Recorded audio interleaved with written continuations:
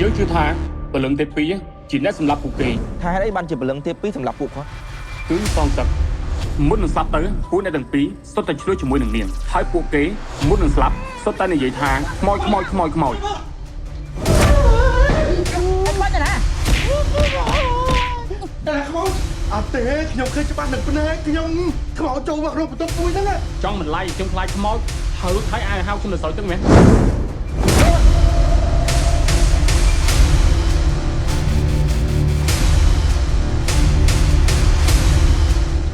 គ្នាជាសពឃើញទេពីរហូតនាងបានប្រាប់ថានាងស្លាប់ហើយនាងឲ្យយើងរកឯងដើម្បីតាមរកសពរបស់នាង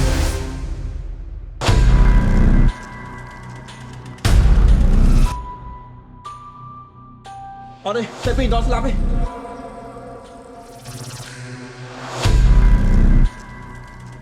សាអីមើលហ្នឹង